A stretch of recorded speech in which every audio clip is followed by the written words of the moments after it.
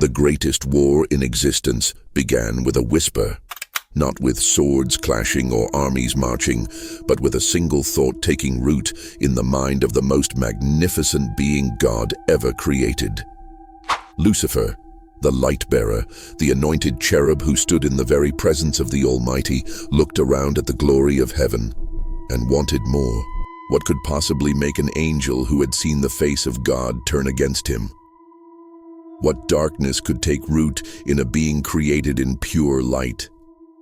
This wasn't just rebellion, it was the unthinkable, a celestial coup attempt in the perfect realm of heaven itself. And the shockwaves of that betrayal still shake our world today. The Bible gives us haunting glimpses into this pre-Adamic war. Isaiah 14:12-15 records Lucifer's 5 "I will" statements that reveal his fatal ambition. I will ascend to heaven. I will raise my throne above the stars of God. I will sit enthroned on the Mount of Assembly. I will ascend above the tops of the clouds. I will make myself like the Most High. This wasn't just pride. It was a calculated overthrow attempt. Ezekiel 28:12-17 shows us Lucifer was the seal of perfection, full of wisdom and perfect in beauty, adorned with every precious stone, walking among the fiery stones of God's mountain, until iniquity was found in him. The Hebrew word for iniquity here suggests something far worse than simple disobedience. It implies a twisted legal claim, a perversion of justice itself. Revelation 12:4 reveals the terrifying scale of this rebellion. Satan swept away a third of the stars of heaven, a symbolic reference to the angels who joined his insurrection. Imagine the horror. Angels who had known nothing but God's love, suddenly choosing sides. The first violence in existence breaking out in the throne room of heaven. Michael the archangel drawing his sword against his own brothers. This was no minor dispute. This was a war that redefined eternity. Hell was created as a direct result. Matthew 25:41. Reshaped creation. Earth became the new battleground. Revealed God's nature, mercy and justice collided at the cross. Most chilling of all, the same lies that corrupted angels are still being used today. You can't trust God's boundaries. You deserve what's forbidden. There will be no consequences. The war isn't over. It just changed locations, and your life is part of the battlefield. The weapons that turned heaven into a war zone weren't forged from steel or fire. They were crafted from something far more dangerous: ideas. When Lucifer launched his rebellion, he didn't use brute force. He used spiritual warfare tactics so devastating, they're still being deployed against you today. And if you don't recognize them, you're already losing ground. 1. The original weapon: counterfeit worship. Lucifer wasn't just an angel, he was heaven's worship leader. Ezekiel 28:13. His very purpose was to direct creation's praise toward God. But in his rebellion, he perverted that gift into something terrifying: the first false religion. This explains why Satan's temptations always promise, "You shall be like gods." Genesis 3:5. Every false religion in history follows the same pattern: elevating self over the Creator. The end times will see lying signs and wonders. 2 Thessalonians 2:9. Not from atheists, but from charismatic deceivers. 2. The banned battle tactic: illegal soul ties.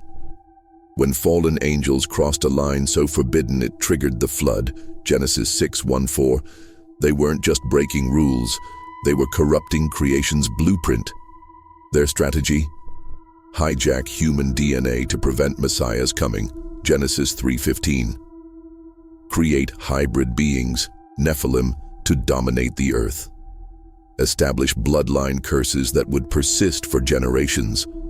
This is why God commanded Israel to destroy entire bloodlines, Deuteronomy 7:1-2. Jesus' genealogy was so meticulously protected, Matthew 1. Sexual sin carries unique spiritual consequences. 1 Corinthians 6:18. 3. The still-active demonic playbook. Lucifer's strategies haven't changed, only adapted. A. The bait and switch. Just as he disguised rebellion as enlightenment in heaven, he now packages porn as sexual freedom, occult practices as ancient wisdom, pride as self-empowerment. B. The legal loophole hunt. Demons don't attack randomly. They accuse us before our God day and night. Revelation 12:10. Searching for unconfessed sin. Ephesians 4:27. Unforgiveness. Matthew 18:34-35. Generational curses. Exodus 25. C. The reality distortion field. Lucifer didn't just rebel, he rewrote history, convincing angels God was withholding good from them. His throne was up for grabs. There would be no consequences. Sound familiar? It's the same lies poisoning. Social media influencers preaching your truth. Churches abandoning biblical authority. Individuals rejecting absolute morality. How to fight back. Recognize the patterns. These aren't new tactics.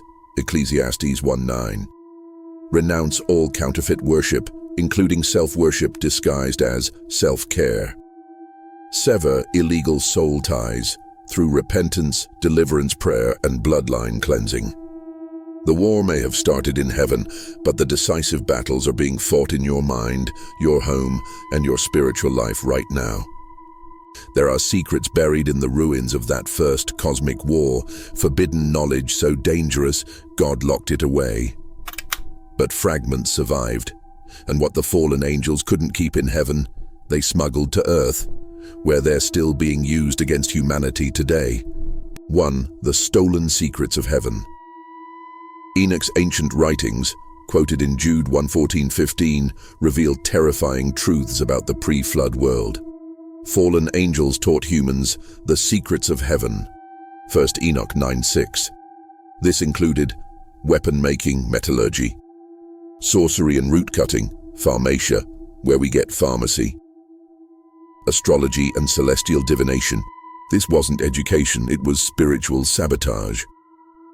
The Hebrew word for sorcery, keshap, literally means to whisper a spell, the same tactic Lucifer used in his heavenly rebellion. 2. The forbidden science of the Nephilim. Genesis 6:4 hints at the horror. The Nephilim were on the earth in those days, when the sons of God went to the daughters of humans. Ancient texts, like the Book of Giants, describe hybrid beings with unnatural size and strength. Knowledge of advanced technology, possibly the pyramids. A hunger for human flesh, the origin of cannibalistic legends. This explains why God commanded total destruction of certain bloodlines, Deuteronomy 20:16-18. Goliath's terrifying size, 2 Samuel 21:16-22. The supernatural elements in pagan religions. 3. The still existing demon manuals. Lucifer didn't abandon his playbook after the flood, he just updated it. A. Modern occult sciences. Astrology repackaged as birth charts, drug use disguised as consciousness expansion, genetic manipulation, transhumanism as human evolution. B. The music connection. Ezekiel 28:13 mentions Lucifer's timbrels and pipes, the first reference to musical worship turned weaponized. Today, certain frequencies alter brain states. Lyrics program the subconscious. Rhythm can induce trances. C. The reality warping. Just as fallen angels distorted truth in heaven, they now manipulate. Media narratives, mass formation psychosis, historical records, revising the past, personal memories, gaslighting. How to protect yourself. Recognize the counterfeit. If it promises godlike power without God, it's from the same source as Eden's lie. Cleanse your environment. Music, art, and media carry spiritual DNA. Put on the full armor of God, Ephesians 6:10-18, especially the sword of the Spirit, to discern truth. This isn't ancient mythology, it's active spiritual warfare. And the same knowledge that corrupted heaven is being used to corrupt earth unless we stand guard. There is a bloodline so powerful, so targeted by hell, that its survival through history proves God's hand is still moving. This isn't about royal dynasties or secret societies. It's about the unbroken chain from Adam to Christ, the sacred lineage that survived multiple genocides, corruptions, and supernatural attacks to bring forth the Messiah. And right now, you're being invited into that same bloodline. 1. The first assassination attempt. The moment God promised, "Her seed will crush your head," Genesis 3:15, Satan went to work. Cain versus Abel. The first martyrdom wasn't just brother against brother, it was an attempt to corrupt the godly line. The flood. Not just punishment for sin, but a genetic reset when fallen angel DNA corrupted humanity. Genesis 6:9, Noah was perfect in his generations. Pharaoh's infanticide. Targeting Hebrew boys, Exodus 1:16, was a satanic delay tactic against Messiah's coming. 2. The supernatural protection of Messiah's line. Trace the genealogy in Matthew 1, and you'll find Tamar, v. 3, a woman who had to disguise herself as a prostitute to continue the line. Rahab, v. 5, a Canaanite prostitute brought into the lineage. Ruth, v. 5, a Moabite from a cursed people. Deuteronomy 23:3. Bathsheba, v. 6, taken in adultery yet mother of Solomon. This isn't a list of saints, it's a testimony of grace. God used broken people to keep the line unbroken. Cultural outsiders to prove this wasn't about ethnicity. Scandalous situations to show his power over man's failures. 3. The blood war still raging today. Satan couldn't stop the Messiah, so now he targets A. Your identity. Attacks on marriage and gender aren't social issues, they're attempts to corrupt God's image. Genesis 1:27. The rise of blood rituals in pop culture, from vampire obsession to blood magic trends. B. Your inheritance. Generational curses are real, Exodus 20:5. But Christ's blood breaks them, Galatians 3:13. C. Your legacy. Every time you reject sin's generational patterns, walk in purity despite your family history, claim Christ's blood over your lineage, you're continuing the same spiritual resistance that preserved Messiah's line. How to enter the protected bloodline, renounce ancestral pacts. I cancel every covenant with darkness in my bloodline through Christ's authority. Claim your adoption. I am grafted into Abraham's lineage by faith. Romans 11:17. Live as blood-bought. Your DNA doesn't define you, Christ's sacrifice does. The final war is coming. Not between nations, but between bloodlines. Between the seed of the woman and the seed of the serpent. Between those marked by Christ's blood and those enslaved by ancient curses. This isn't prophecy. It's already happening in your streets, your schools, your government. And the side you're on isn't determined by your words, but by whose DNA spiritually courses through your veins. 1. The two bloodlines revealed. Scripture traces two distinct lineages from the beginning.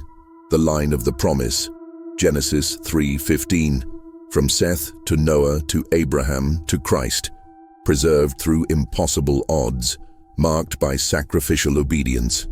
The line of the serpent, John 8:44, from Cain to the Nephilim to the Antichrist spirit, characterized by deception and violence, always seeking to corrupt or destroy God's chosen.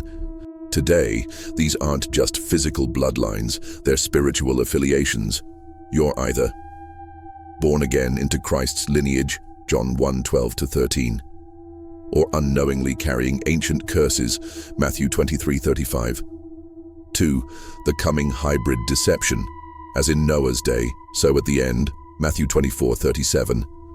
Transhumanism, not just technology, an attempt to alter God's image in man. AI worship, digital systems demanding allegiance, Revelation 13:15. Genetic tampering, scientists already edit DNA like the fallen angels did. This is why the mark of the beast isn't just economic, it's a counterfeit seal opposing the mark God puts on his servants, Revelation 7:3. 3. The final strategy against the bloodline. Satan knows his time is short, Revelation 12:12, so he's deploying A. Identity erasure. Attacks on biblical manhood, womanhood. Normalization of genetic chaos, gender ideology. Rewriting of history to obscure God's hand. B. Bloodline pollution. Explosion of pornography, spiritual sterility. Abortion targeting specific demographics, modern child sacrifice. Cultural glorification of the occult, inviting demonic DNA. C. Memory manipulation. Digital rewriting of past events, gaslighting 2.0.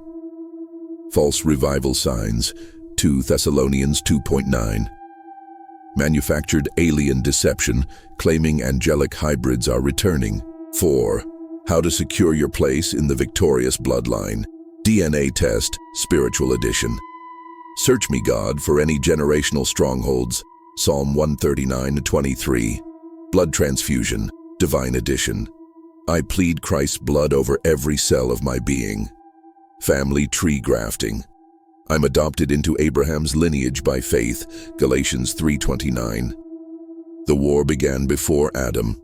It climaxed at the cross, and its final battle will be fought in your DNA, your identity, your allegiance.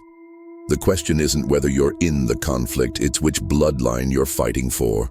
If you liked this video, don't forget to subscribe and turn on notifications so you never miss an upload.